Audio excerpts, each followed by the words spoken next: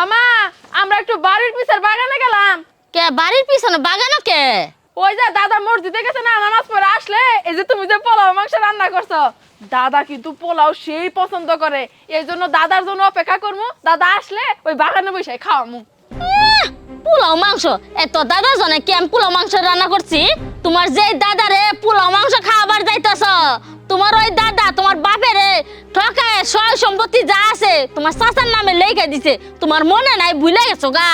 আহারে মা, এসব কথা তুমি আমগো শুনাইতেছো কে? এটা তো বাপ দাদা গো ব্যাপার, এসব বিষয়ে আমরা কোনো কথা কইতে চাই না। দেখ, দাদার জন্য চাচার জন্য টান বাদ দে। আমি যেটা কই হেডা হুন, যতটুকু টান আছে আমার ভাইয়ের জন্য, আমার বাপের বাড়ির জন্য টানবি। এই ধরো রাখো তো তোমার কথা। এই তাইছে, আসসালামু আলাইকুম দাদা। ওয়ালাইকুম সালাম। তুমি এখানে বসে রইছো কে? দাদু আর কইস না, নামাজ পড়ে রোদের মধ্যে বই হইছি, শরীরে অনেক জ্বর। বুঝতে পারছি দাদা, তুমি কি কোনো কিছুর গ্রান পাইতাছ? হপ পোলাও পোলাও বাসনা করতেছে। তোমার জন্য তো পোলাও মাংস নিয়ে আসছি, খাবা? কই পাইলি তোরা? মা রাঁধছে, নিয়ে আসছি, নাও খাও। দে, মেলা দিন ধরে খাই না তো। আচ্ছা, খাইবা তো অবশ্যই, তবে খাওয়ার আগে তোমার সাথে আমার কিছু কথা আছে। কি কবি ক? কখনো কিন্তু এসব বিষয়ে কথা কই নাই, এখন যেহেতু কইতাছি তুমি কিন্তু কষ্ট পাইও না দাদা। আচ্ছা আচ্ছা, তোমার তো দুইটা পোলা, তুমি সব কিছু তাহলে তোমার বড় পোলা মানে চাচার নামে লিখে দিলা কে? আমার বাপের রে তোমার সব জায়গা জমি থেকে কিসের জন্য বঞ্চিত করলা? এই যে দেখো, বাড়িতে কোনো কিছু ভালো মন্দ রান্না হইলে সর্বপ্রথম আমাকে তোমার কথা মনে পড়ে। যে কোনো জায়গায় যাওয়ার আগে তোমার কথা মনে পড়ে। তুমি অসুস্থ হইলে আমাকে অনেক কষ্ট হয়, খারাপ লাগে। এই যে তোমার আমরা এত ভালোবাসি, এত সম্মান করি, সবসময় তোমার দেখভাল করি, কিন্তু বিনিময়ে তুমি আমাকে কি দিলা দাদা? তুমি আমাকে বাপের এমনি করে কেমনি করে ঠকাইলো কও তো? কিন্তু তো করা তোমার ঠিক হয় নাই। মাও অনেক কষ্ট পাইছে, তুমি কি জন্য এমন করলা? দুই পোলার মধ্যে যদি জমি জায়গা তুমি সমানে সমানে ভাগ করে দিতা, তাহলে আল্লাহ তোমার প্রতি খুশি থাকতো, আমার বাপ মাও তোমার প্রতি বেজার থাকতো না। কিন্তু তুমি যেটা করছো দাদা, খুবই অন্যায় করছো। এই যে দেখো, তুমি এখন কত কষ্ট করে একা একা থাকো, আমরা সবসময় তোমার খেয়াল রাখতে পারি না।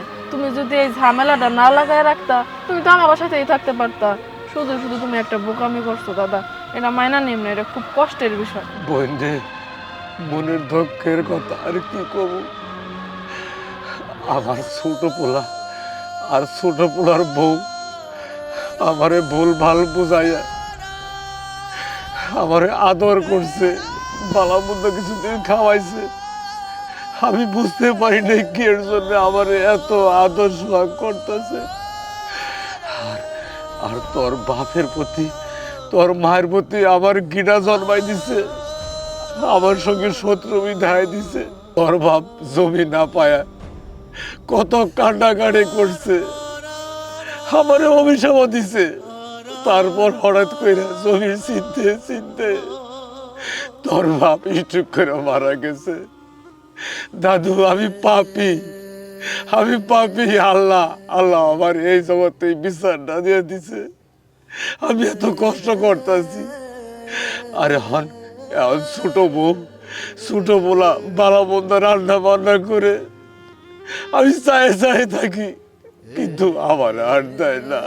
আমি বুঝতে পারছি আমি অন্যায় করছি। আমি আরো বুঝতে পারছি সন্তানের ঘরের প্রতি দুই নজর দেওয়া উচিত না, সমানভাবে সব কিছু দেখা উচিত, ভালোবাসা উচিত, সব সম্পত্তি ভাগ করে দেওয়া উচিত। আমি পাপী, আমি খুনি দাদু, আমি খুনি। থাক দাদা, তুমি কাঁদবো না। তুমি কাঁদতাছ, এটা দেখে আমাকে খুব খারাপ লাগতাছে। তোমার আব্বার সাথে যাই হোক, মার সাথে যাই হোক, আমাদের সাথে তো আর কিছু হয় নাই। এই বিষয় নিয়ে আমরা আর তোমার কখনো কোনো খোঁটা দিব না, কষ্ট দিব না। নাও তুমি খাও। না দাদু, এখন আমি খাবো না। তোর মায়ের কাছে নিয়ে চল, তোর মায়ের কাছে আমি মাপ চাবো, যদি মাপ করে দে তাহলে সে খাবো। দাদু, আমারে তাড়াতাড়ি তোর মায়ের কাছে নিয়ে চল। আচ্ছা দাদা, চলো। মা, দাদা এসে তোমার সাথে কথা কইব বলে।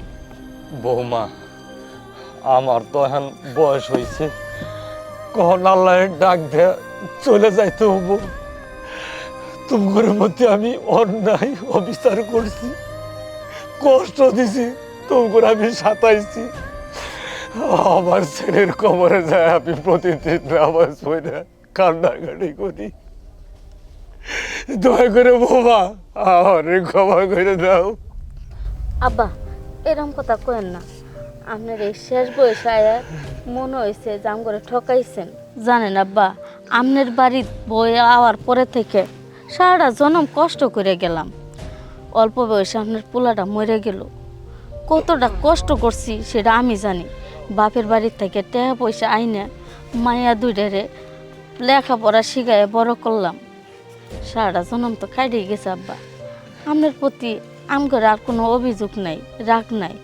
কিন্তু আব্বা আপনি এখন মাপ চাইতেছেন, মাপ চাইলেই তো আর সব কিছু ফিরাইব না, আমি ফিরা পামও না। আল্লাহর কাছে মাপ চান, নামাজ পড়েন, দোয়া করেন, আমার মাইয়া দুইটা যেন একটু ভালো থাকে। দাদা, যা ভুল করার তা তো তুমি করছোই, আমরা মনে কিছু রাখি নাই। সারা জীবন তোমার জন্য আমরা দোয়া করবো, আর তুমিও আমাকে জন্য দোয়া করো। আমরা জানি অনেক অনেক ভালো থাকি। আর সারা দিন এই যে বন্ধু বান্ধবদের সাথে বৈশা বৈশা যে চা খাও, শুধু শুধু বৈশা থাইকো না। তা আগরেও কইও সন্তানের প্রতি জানি অবিচার না করে, এক চোখে নুন আর এক চোখে তেল এরকম জানি না হয়। সমানে সমানে জানি প্রত্যেকটা সন্তানদের ভাগাভাগি করে দেয়, তাইলে পরকালে গিয়েও শান্তিতে থাকতে পারবো, এই কালেও শান্তিতে থাকতে পারবো। বুঝছো? তোমার মতো ভুল তারা জানি না করে, সঠিক বিচারটা যেন করে সব সময়। ঠিক আছে? বুঝছো? দাদু আজকে আমি বুঝছি তোরা ভালো থাক।